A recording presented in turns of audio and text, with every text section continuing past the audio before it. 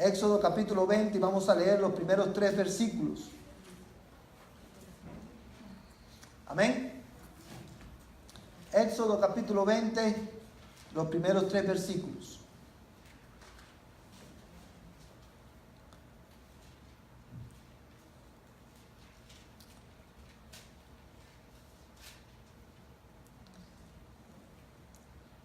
Dice, hermano, la palabra del Señor: y habló Dios todas estas palabras diciendo: yo soy el Señor tu Dios, que te saqué de la tierra de Egipto, de la casa de servidumbre. No tendrás otros dioses delante de mí. Voy a leer el verso 3 nuevamente. No tendrás otros dioses delante de mí. Este es el pasaje, hermano, que nos ha estado guiando durante desde que comenzamos esta nueva serie de estudios bíblicos. Y solamente, hermano, a modo de recapitulación, porque estamos todavía en la introducción de este tema, quiero ver con ustedes lo que hemos visto hasta aquí. ¿Quién de ustedes puede decirme, hermano, qué es lo que hemos visto? ¿Cuáles son? En la primera clase que vimos, enseñamos acerca de las 3 divisiones de la ley. ¿Quién de ustedes puede decirme cuáles son esas 3 divisiones, hermano? La ley moral de Dios, civil y ceremonial. Muy bien, hermano. Estas son las 3 divisiones de la ley de Dios. Y se acuerda que dijimos que no son 3 leyes, sino que son 3 divisiones de la misma ley de Dios. Ahora bien, la ley moral tenía 3 funciones. ¿Quién me dice cuáles son esas 3 funciones? ¿Qué función tiene la ley moral de Dios? Pedagógica, muy bien. ¿Se recuerdan que la función pedagógica es? ¿Por qué tiene esta función? Porque la ley nos muestra, nos enseña, ¿qué cosa? Nuestro pecado, y nos enseña, ¿qué más? Que necesitamos un Salvador, y ese Salvador es Cristo. La otra función de la ley, ¿cuál es? Restringir el mal. Muy bien, hermano. La otra función de la ley es restringir el mal. Dice la Biblia que Dios ha puesto su ley en nuestras mentes y nuestros corazones. Y una de las cosas, hermano, que vimos en esto también, no sé si ustedes se recordarán, un texto que habla muy claramente de esta restricción moral, hermano, de la ley de Dios en nuestros corazones, es Romanos 1. No sé cuántos de ustedes se acuerdan de este texto, lo hemos leído muchas veces aquí en la iglesia, que dice que Dios, como el hombre no aprobó tener en cuenta a Dios, sino que se envaneció en sus razonamientos, como el hombre activamente está rechazando la revelación de Dios, dice la Biblia que Dios los entregó, ¿a qué? A sus pasiones. O sea, lo que está diciendo cuando dice la expresión Dios los entregó, lo que está diciendo es que Dios quitó esa restricción moral y dejó al hombre libre, ¿verdad? Dejó al hombre dejó al hombre a la merced de su propia naturaleza pecaminosa. El hombre, hermano, no es todo lo malo que pudiera ser, porque Dios ha puesto esta restricción moral, ¿verdad? Y la ley restringe el mal en la sociedad, la ley de Dios, de muchas maneras. Es por eso que una persona, y siempre ponemos este ejemplo, no tiene que ser cristiano para saber qué cosa, que la mentira es pecado. ¿Por qué los que roban, hermanos, roban de noche, roban escondido? Nadie roba y dice, y lo publica en la prensa, me robé un televisor, ¿verdad? Porque va a ir como presto, porque todos sabemos que robar es malo. Ahora bien, la otra, vimos que la ley tiene la función pedagógica, la función de restringir el mal, y la ley moral de Dios, o los 10 mandamientos, tiene también otra función. ¿Cuál es? Normativa. Muy bien, mi hermano, porque la ley de Dios es la norma de vida ¿de quién? De los cristianos. ¿Verdad? Hay un mal entendimiento de esta enseñanza bíblica. Ha llevado a muchos a creer que ya los cristianos no tenemos nada que ver con la ley. La ley es cuestión del pasado y nada más lejos de la realidad. La ley moral de Dios es la norma de vida de los cristianos. Nosotros la obedecemos no para ser salvos, sino ¿por qué? Porque ya somos salvos. Si el Espíritu de Dios ha puesto en nuestros corazones la necesidad, el deseo de obedecer esa ley, de vivir por esa ley para agradar a Dios, aun cuando nuestra obediencia no es perfecta.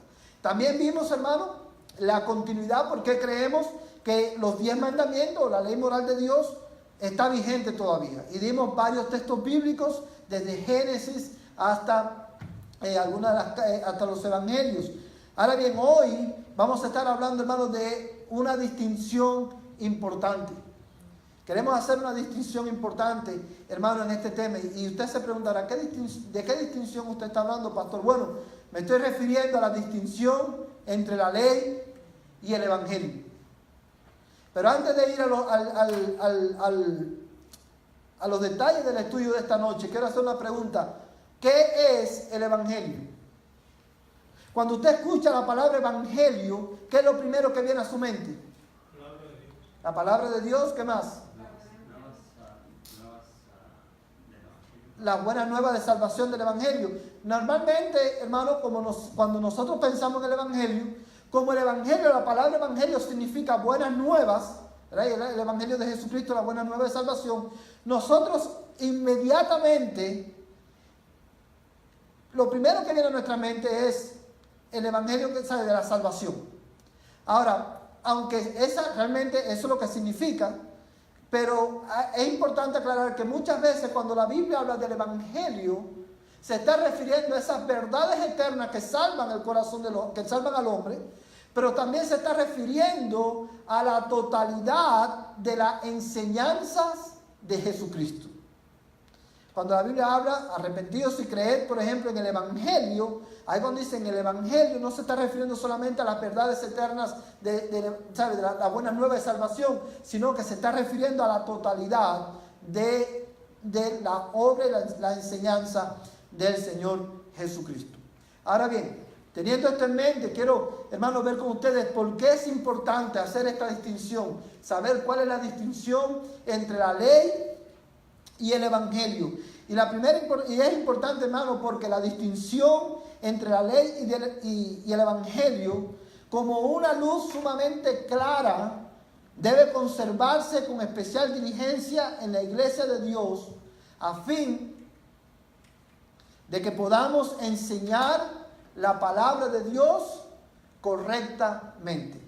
Si nosotros no sabemos distinguir entre la ley y el evangelio, no sabemos cuál es la diferencia que hay entre una cosa y la otra, y a la vez no entendemos cómo se relacionan el uno con el otro, nosotros no vamos a poder enseñar la palabra de Dios correctamente, no vamos a poder usar la palabra de Dios correctamente. Y mira conmigo 2 Timoteo, capítulo 2, verso 15. El hermano que tenga ese texto, por favor, que lo lea. 2 Timoteo, capítulo 2, verso 15.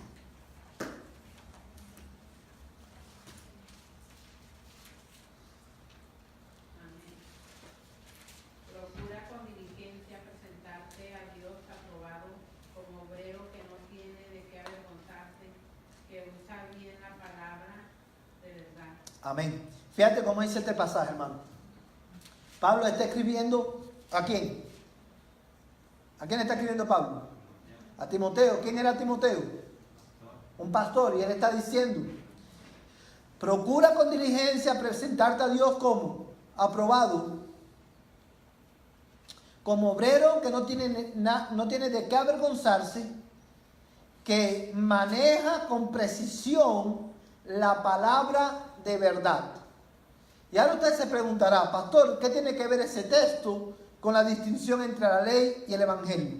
Bueno, como acabamos de leer en pantalla, para nosotros poder usar con precisión, manejar con precisión la palabra de Dios, tenemos que distinguir entre la ley y el evangelio por la siguiente razón: porque la ley y el evangelio la encontramos a través de toda la Biblia. En el Antiguo Testamento encontramos ley y encontramos ¿qué cosa? Evangelio. Y en el Nuevo Testamento encontramos ¿qué cosa? Ley y encontramos evangelio también. Si nosotros no sabemos hacer esa distinción entre una cosa y la otra, no vamos a poder usar con precisión la palabra de verdad. Porque toda la Escritura, el Nuevo Testamento, hermano, no está divorciado del Antiguo Testamento. Y como yo enfatizo en esto, aún en el Nuevo Testamento nosotros encontramos ley. Y le voy a poner un ejemplo. La ley tiene una de las funciones de la ley es pedagógica, es mostrarnos nuestro pecado, ¿verdad? Pero cuando nosotros vamos al concepto, un concepto más amplio de la ley de Dios, todo lo que condena el pecado y revela, hermano, a lo que Dios quiere de nosotros, demanda de nosotros, hermano, ¿eso qué cosa es? Ley. ¿Verdad? Por ejemplo, la Biblia dice, estad siempre gozosos. ¿Dónde encontramos eso? ¿En el Antiguo Testamento o en el Nuevo Testamento? Nuevo Testamento. ¿Eso es evangelio o eso es ley? Es ley. Porque es algo que Dios está demandando de nosotros. Estad siempre gozosos. ¿Verdad? Amarás a tu prójimo como a ti mismo. Eso es, amarás a tu prójimo como yo os he amado a ustedes. ¿Eso es evangelio o eso es ley? Evangelio. Eso es ley. Porque el Señor Jesucristo está demandando de ti que ames a tu prójimo como Él te amó a ti. ¿Sí ves la importancia de distinguir entre dónde la Biblia habla del evangelio, qué es lo que es evangelio y qué es lo que es ley? Orad sin cesar.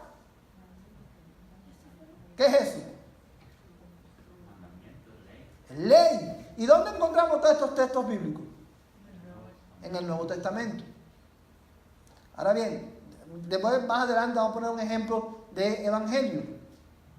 La otra razón por la cual antes de seguir, ¿sí se dan cuenta por qué es importante saber distinguir entre el uno y el otro para poder usar la palabra de Dios con precisión, saberlo usar bien? Que la segunda razón por la cual este tema es importante es porque sin la ley no podemos entender bíblicamente el evangelio. El evangelio, hermano, como decía hace un momento atrás, es la totalidad. Cuando la Biblia habla del evangelio, habla no solamente de las buenas nuevas de salvación, sino que habla de la ley, de la totalidad de la obra de Cristo y las enseñanzas de Cristo. Ahora, para nosotros poder entender bíblicamente la obra de Cristo, necesitamos entender ¿qué cosa? La ley. Necesitamos la ley de Dios para poder entender el evangelio. Porque para poder entender por qué Cristo murió y la importancia de la muerte de Cristo, usted necesita entender ¿qué cosa? La ley de Dios. Porque una de las características fundamentales de la muerte de Cristo, ¿cuál es?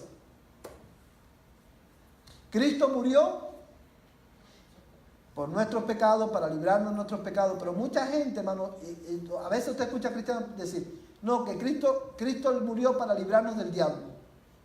Y muchas veces muchos cristianos piensan que Cristo murió para el diablo, ¿no? Para librarnos del poder del diablo. Y ciertamente, cuando Cristo viene a nuestra vida, Él nos trae del reino de las tinieblas a su reino, pero Cristo no murió para el diablo. Cristo murió ¿para quién? Para Dios. Porque cuando Cristo murió para satisfacer ¿qué cosa? La ira de Dios, la justicia de Dios. Y Él murió en su muerte de un carácter como sustitutivo. Porque Él murió en nuestro lugar, porque nosotros no podíamos. ¿Por qué Cristo murió en tu lugar, hermano? Porque no había ninguno en el mundo justo que pudiera aplacar la ira de Dios. Y te pregunto, ¿por qué Cristo vivió en tu lugar? Porque tenía que cumplir la ley. Porque nadie podía, para cumplir la ley, satisfacer la justicia divina, ¿verdad? De cumplir la ley a la perfección a favor de los que iban a creer. Pero para nosotros poder entender eso, tenemos que entender cuáles son las demandas de la ley. Sin la ley no podemos entender bíblicamente el evangelio, y sin el evangelio, hermano, la ley no nos beneficiaría para nada. ¿Por qué sin el evangelio la ley no nos beneficiaría para nada a nosotros? ¿Por qué? Porque no había necesidad. Está cerca ahí, pero quiero que piense un poquito más. Que la ley, hermano, no se confronta con el pecado. Porque la ley, hermano, nos confronta con el pecado, pero la ley no nos da la... ¿Por qué sin el Evangelio, si no tuviéramos el Evangelio, o si no entendemos el Evangelio, por qué la ley no nos beneficiaría a nosotros? No nos sería de beneficio para nosotros. O sea, sin el Evangelio, si tuviéramos la ley solamente y no el Evangelio, ¿por qué la ley no sería de beneficio para nosotros? No habría un La ley no- objetivo, no la podemos cumplir. Porque no la podemos cumplir. No, o sea, no habría un porqué, pues, o sea, se supone que en el Evangelio está descrito la Ok. salvación o sea, yo entiendo que en el Evangelio se encuentra el motivo por el cual Dios murió por nosotros. Ahí vamos. Mire, hermano, la razón por la cual, para poder adelantar en el tiempo, la razón por la cual sin el Evangelio la ley no nos beneficia para nada, es porque, como ustedes bien han dicho, la ley, hermano, solamente lo que hace es confrontarnos con el pecado. Pero no nos da la fuerza para librarnos del pecado. La ley nos salva. Porque la ley no salva, pero porque la ley dice, hermano, haz esto y ¿qué? Y vivirás. ¿No dice así la palabra de Dios, hermano? Haz esto y vivirás. La ley te está diciendo, si tú haces esto, tú vas a vivir. Pero la ley no nos da el poder para cumplirlo. ¿Sí me entiende, hermano? Por eso necesitamos el Evangelio. Porque el Evangelio es la buena noticia de que Cristo, hermano, en Cristo nosotros tenemos esperanza, porque en Cristo tenemos esperanza y vida eterna, porque Él cumplió esa ley a favor de nosotros. ¿Sí lo puede entender, hermano? ¿Sí lo entendieron, Judy? Más o menos. O sea, quiero explicar esto bien porque es muy importante. Si nosotros solamente tuviéramos la ley, Dios te dice, haz esto y vivirás. No tendrás dioses ajenos delante de mí. No te harás imagen de lo que hay arriba en el cielo ni abajo en la tierra. No tomarás el nombre del Señor tu Dios en vano. Acuérdate del día de reposo para santificarlo. Honra a tu padre y a tu madre para que tus días se alarguen en la tierra. No cometerás adulterio, no matarás. No codiciarás la mujer de tu prójimo, ni la casa de tu prójimo, ni nada de tu prójimo. Haz esto y vivirás. Y lo dejamos ahí. ¿Qué pasaría? Que nada más cuando uno cumple un mandamiento o alguna parte que esté escrita en la ley, ya estamos perdidos. Ninguno de nosotros pudiera hacerlo, hermano. Porque la ley lo único que nos revela, ¿qué cosa es? Nuestra incapacidad de cumplir esa ley. Nuestra incapacidad de vivir al estándar, acorde al estándar de Dios. Por eso necesitamos, ¿qué cosa? El Evangelio, que es la buena nueva de que Cristo vivió y murió a favor de los que habían de creer. Por eso que ahí entra, hermano, juega un papel muy importante la doctrina de la justificación por fe. ¿Por lo cual es esa doctrina? La que enseña que nosotros somos declarados como justos. Hermano, cuando la Biblia dice que nosotros los que creemos somos declarados justos por medio de la fe, lo que está enseñando es que nosotros los creyentes, en virtud de la obra que Cristo hizo en la cruz del Calvario, en virtud de desobediencia pasiva y desobediencia activa, amados hermanos, nosotros los que creemos somos declarados justos, perfectamente justos delante de Dios en virtud de nuestra unión con Cristo. Porque la justicia perfecta de Cristo nos es imputada en nuestra cuenta. ¿Sí lo puede entender, hermano? Cuando tú eres declarado justo por Dios, el juez de toda la tierra, en virtud de tu unión con Cristo, Dios te mira como si tú nunca hubieras pecado. Como si tú cumplieras su ley a la perfección. Porque la justicia perfecta de Cristo te fue imputada en tu cuenta.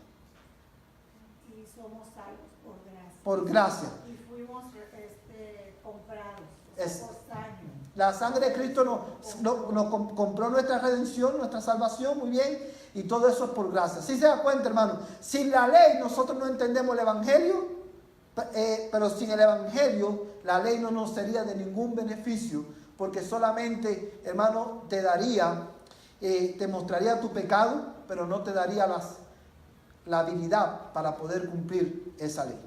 La ley lo que hace es decirte, toma este plato de comida, para que te sostengas, pero no te da brazos para que puedas coger la comida. ¿Sí lo entiendes?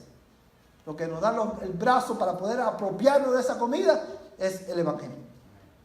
¿Sí lo entienden, hermano? Por eso esta distinción es tan importante. Ahora, cuando nosotros hablamos, hermanos, de la distinción entre la ley y el Evangelio, vamos a estar hablando acerca de algunas distinciones importantes. La primera distinción que vamos a ver es la distinción en la manera en la que fueron reveladas, en la manera en que la ley fue revelada al hombre, en la manera en que el Evangelio es revelado al hombre. Vamos a estar mirando también la distinción en el contenido. Hay una distinción en el contenido de la ley y en el contenido del Evangelio. Vamos a estar mirando la distinción en sus promesas, en las promesas de la ley y en las promesas del Evangelio. Vamos a ver una distinción en sus advertencias y vamos a ver una distinción en su efecto. Lo primero vamos a ver la primera de estas distinciones. La ley fue revelada primero en el corazón del hombre y luego resaltada en los 10 mandamientos. Este punto lo tratamos de otra manera en la clase anterior. ¿Se acuerda cuando hablamos de la continuidad de la ley? Que decimos, Dios le dio primero la ley. ¿La ley vino cuándo, hermano? En Génesis, en el jardín del Edén. Muy bien. Hermano, Dios puso la ley en el corazón del hombre. Y vimos, hermano, lo que hizo, hermano, Éxodo 20, cuando Dios da la ley, Dios lo que hace es resaltar nuevamente, hermano, la ley que en el corazón del hombre había sido distorsionada por el pecado. Vino siendo moral. Exacto. La ley moral, Dios la puso en el corazón del hombre, porque el hombre fue creado a imagen y semejanza de Dios. No sé si se acuerdan que vimos este pasaje, no lo vamos a leer porque ya eso lo vimos, lo vimos en la clase pasada, que dice, cuando los gentiles hacen lo que es por la ley, sin tener ley, lo hacen por la ley que está escrita, ¿dónde? En sus corazones.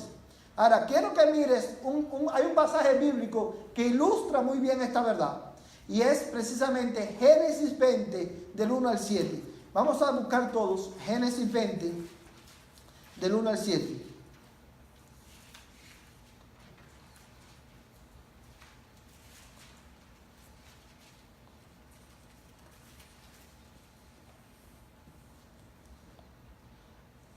Amén. Yo lo voy a leer, dice la Biblia.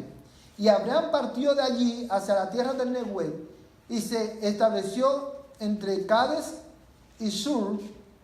Entonces estuvo por un tiempo en Gerar. Y Abraham dijo de Sara su mujer, es mi hermana. Entonces Abimelech, rey de Gerar, envió y tomó a Sara. Pero Dios vino a Abimelech en un sueño de noche y le dijo, he aquí eres hombre muerto, por razón de la mujer que has tomado, pues está casada. Mas Abimelech no se había acercado a ella y dijo, Señor, ¿destruirás a una nación aunque sea inocente? ¿No me dijo él mismo, es mi hermana? Y ella también dijo, es mi hermano. En la integridad de mi corazón y con manos inocentes yo he hecho esto. Entonces Dios le dijo en el sueño, sí, yo sé que en la integridad de tu corazón has hecho esto, y además yo te guardé de pecar contra mí, por eso no te dejé que la tocaras. Ahora pues devuelve la mujer al marido, porque él es profeta y orará por ti y vivirás. Mas si no la devuelves, sabes que de cierto morirás, tú y todos los tuyos. ¿Cuántos han leído este pasaje? Bueno, todos hemos leído este pasaje anteriormente. Abraham, este hombre, cuando leemos el contexto nos damos cuenta por qué Abraham dijo que era su hermana. Porque tenía miedo que lo mataran. ¿Por qué? Porque ella era muy hermosa. Dice la Biblia que ella era muy hermosa. Y la mentalidad de Abraham, ¿cuál fue? Cuando el rey ve a mi mujer, que es tremenda mujer, bellísima, me va a matar por causa de mi mujer. Mejor vamos a decir que es mi hermano. Y fíjate, hermano, que cuando el hombre vio a la mujer y supo que era, y le dije, no, es mi hermana. ¿Qué fue lo que hizo? Digo, esta mujer es mía. Y fíjate, hermano, las cosas que hace Dios. Dios viene a donde está este hombre y lo confronta. Y dice, oye, tú eres hombre, Dios mío, tú eres hombre muerto. Porque has tomado una mujer que es casada. Ahora, mire la respuesta que le da Abimelech. Él le dijo, la integridad de mi corazón y con manos inocentes yo he hecho esto, porque él no me dijo él que era su hermana. ¿Cómo Abimelech? Abimelech no era judío, hermano. Bueno, de hecho, en ese entonces todavía la nación judía no existía. La ley todavía no había sido dada. ¿Cómo Abimelech sabía que él no se debía unir con una mujer que era casada? Porque estaba escrito en su corazón. Por la ley moral, hermano, que Dios pone en el corazón del hombre. El hombre sabe que no debe casarse o tener relaciones con una mujer que está casada. Eso es, ¿qué cosa? Pecado. Pero cuando la ley dice, no adulterarás, lo que está es, usted sabe cuando usted escribe un documento en computadora, que hay una frase que usted quiere resaltar, ¿qué usted hace? La pone en bold, en negritas. Los 10 mandamientos lo que hizo fue poner en negritas la ley que ya había Dios puesto en el corazón del hombre, pero que había sido distorsionada por el pecado. Y fíjate la maravilla de este pasaje, hermano. Mira el verso 6. Entonces Dios le dijo en el sueño, yo sé que en la integridad de tu corazón has hecho esto, y además yo te guardé de pecar contra mí. Por eso no te dejé que la tocaras. Amados hermanos, este hombre no llegó a tener relaciones sexuales con la mujer de Abraham. ¿Por qué? Porque Dios se lo impidió. No porque él era bueno, sino porque Dios se lo impidió. Y dice, hermano, el verso 7, ahora pues devuelve la mujer al marido, porque él es profeta y orará por ti y vivirá. Mas si no la devuelve, sabes que de cierto morirás tú y todos los tuyos. Y cuando leemos el contexto, ¿qué es lo que hizo Abimelech, hermano? La dejó ir, hermano, y dice la Biblia que cuando él reunió a los jefes que estaban con él y él le contó el sueño, ¿usted sabe cuál fue la reacción de todos los que estaban con él? Se aterrorizaron. Ahora, ¿por qué resalto esto, hermano? Fíjate nada más, solamente, la condición del hombre de hoy. Que Dios a través de la ley, cuando la ley es predicada, cuando es predicada la palabra de Dios, Dios le dice a los hombres, ciertamente ustedes están muertos. Ciertamente si no te arrepientes, yo te voy a destruir eternamente, vas a estar bajo mi ira toda la eternidad. Y el hombre de hoy escucha eso y ¿qué hace? Lo ignora. Fíjate cómo el pecado ha cegado el entendimiento del hombre. Y es por eso que el hombre sin Cristo, el hombre natural, necesita de Cristo. Que Él quite la venda de sus ojos, libere su voluntad y lo traiga a Él. Amén, hermano. Pero fíjate cómo este pasaje nos habla de esto y vemos que, hermanos, antes de la ley, antes de que la ley fuese dada en Éxodo 20, ya el hombre sabía lo que era bueno y lo que era malo. ¿Por qué? Porque Dios escribió su ley. Ahora, el Evangelio, o sea, la ley fue revelada primero en el corazón del hombre y luego fue resaltada en los 10 mandamientos, pero el Evangelio vino a ser conocido a través de la obra del Espíritu Santo. Vamos a buscar Romanos 16, 25 al 26. Carta a los Romanos, capítulo 16.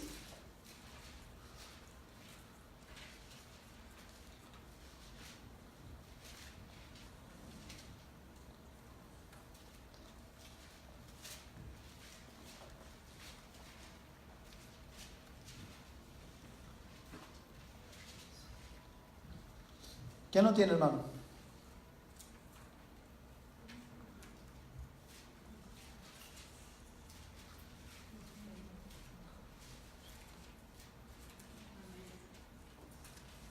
Y a que puede confirmarlo según mi evangelio y la predicación de Jesucristo, según la revelación del misterio que se ha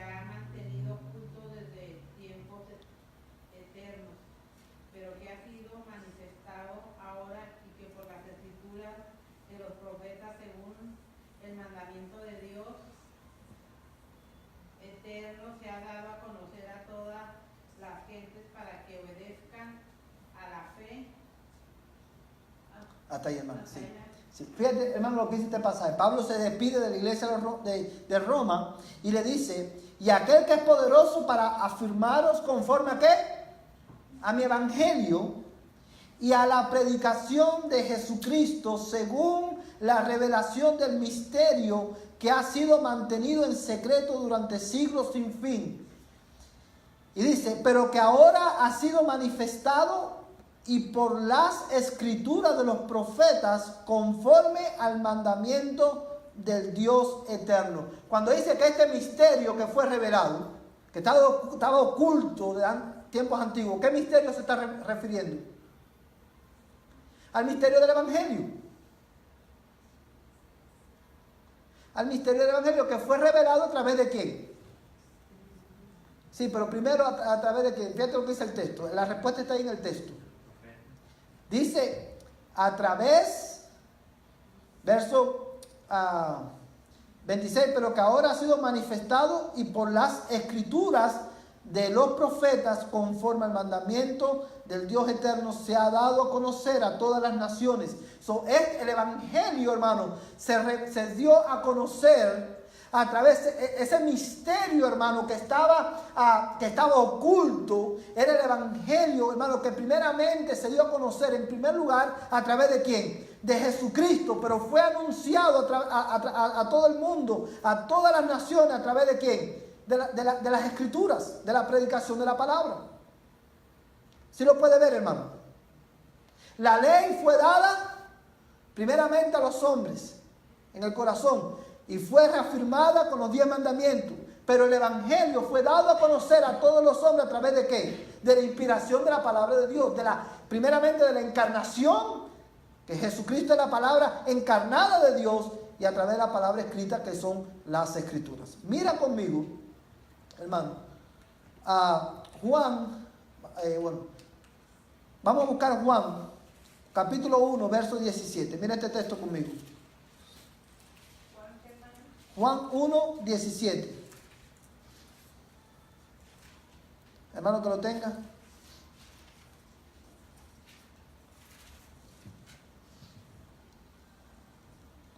Dice, pues la ley por medio de Moisés fue dada, pero la gracia y la verdad vinieron por medio de Jesucristo. Amén. La ley fue dada por medio de quién? De Moisés, pero la gracia y la verdad se está refiriendo a quién, hermano. ¿A qué? Al evangelio. Fue traído por medio de quién? De Jesucristo. Y fue dado a conocer a todas las naciones a través de qué? De la proclamación del evangelio, de la palabra de Dios, a través de los profetas. Ahora bien, hermano, y dice Romanos, Pablo cuando le escribió a los romanos, que el evangelio fue dado a conocer, este misterio que fue revelado a través de Jesucristo y de los profetas, fue dado a conocer a las naciones. ¿Para qué? ¿Con qué propósito? Para que se expandiera el evangelio por todo. Para guiar a las naciones. ¿A qué, hermano? A la obediencia de la fe.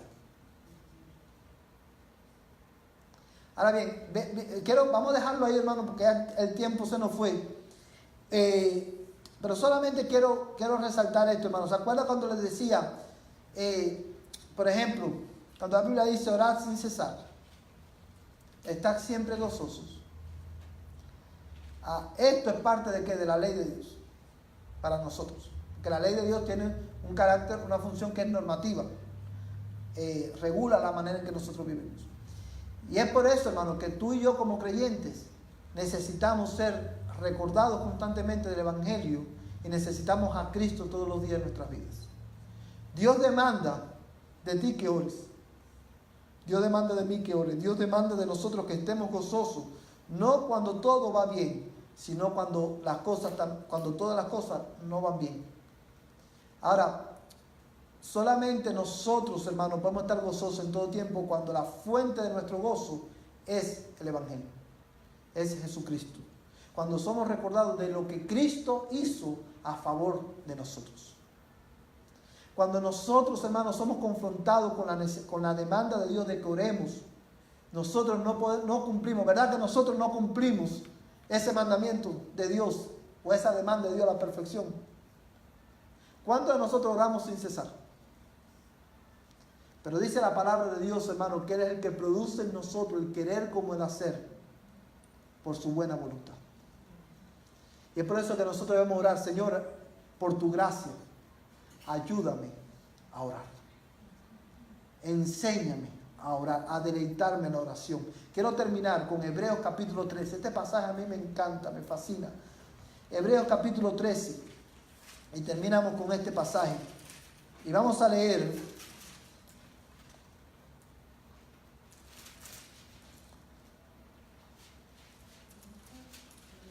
aleluya. Hebreos 13, hermanos, verso 20 en adelante. Bendito Dios. Hebreos 13, verso 20 en adelante.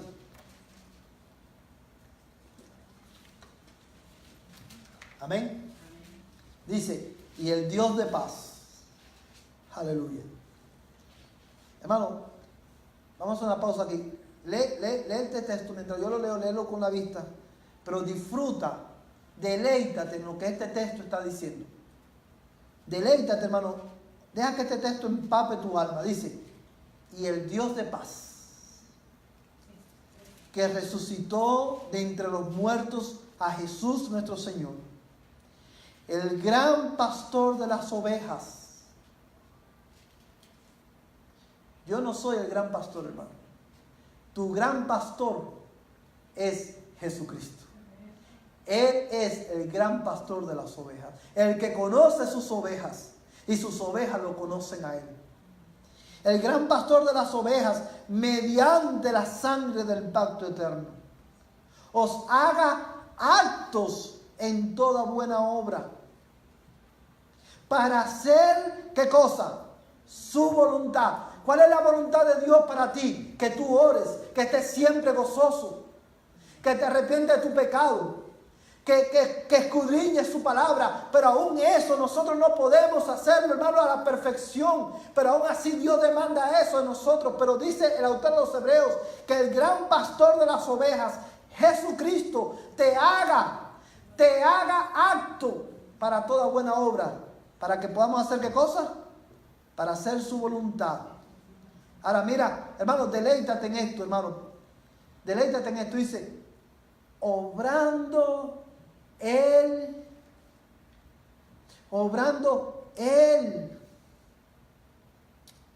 en nosotros lo que es agradable delante de Él mediante Jesucristo, a quien sea la gloria por los siglos de los siglos. Amén. Nosotros no tenemos deseo de orar, no tenemos deseo de leer la Biblia, no tenemos deseo de congregarnos. Cuando no podemos estar gozosos todo el tiempo, recuérdate, mira a Cristo. Y dile, Señor, ayúdame a estar gozoso en medio de esta circunstancia en mi vida. Ayúdame a orar. Ayúdame a buscar tu rostro, Señor. Pon en mí el deseo, la necesidad. Haz tú en mí lo que es agradable delante de ti. Y eso Él lo hace a través del Evangelio. Amén, hermano. Vamos a orar para terminar, ser despedidos en esta noche. Hermanos, el miércoles que viene vamos a seguir en las distinciones entre la ley, hermano, y el Evangelio. Y esta noche la única que vimos realmente fue que la ley fue dada a ¿quién? Primeramente fue dada a ¿quién? Al hombre. Y fue resaltada en Éxodo 20. Pero el Evangelio vino por medio de ¿quién? La verdad y la gracia vino por medio de ¿quién? De Jesucristo. Y fue proclamado a todas las naciones a través de la obra del Espíritu Santo. Vamos a orar, hermano, y vamos a pedirle a Dios, hermano, que Él conforte nuestros corazones con su palabra. Amén. Inclina tu rostro y vamos a orar. Padre, te damos gracias en esta noche por tu palabra, porque tu palabra es viva y eficaz y más cortante que espada de doble filo. Señor, las verdades que hemos visto esta noche, yo te ruego que tú las grabes en nuestras mentes y nuestros corazones. Y tú, Señor, nos hagas reflexionar en ellas. Te pedimos en esta noche, en el nombre de Jesús, que tú, Señor, nos ayude a entender con claridad esta palabra. De manera que en todas las cosas, Señor, podamos nosotros honrar tu nombre. Padre, te pedimos esta noche por la mamá de Yanni Vázquez. Y por su operación te ruego que tu gracia sea con ellos, Señor. Tú le des sabiduría a los médicos y tu nombre sea exaltado en la vida de ellas, Señor. Padre, te pido también por Mario García, guarda su salud y obra también en su alma. Señor, y haz en ellos tu voluntad, así como la haces en el cielo. Y ahora que vamos a nuestros hogares, que el amor de Dios, el Padre Celestial, la gracia de Jesucristo, el Señor de nuestras vidas, y la comunión del Espíritu Santo, el Espíritu de verdad, sea con este tu pueblo, desde ahora y hasta que Cristo venga por nosotros. En el nombre de Jesús. Amén y amén. Que la gracia y la paz del Señor sea con cada uno de ustedes. De esta manera estamos despedidos.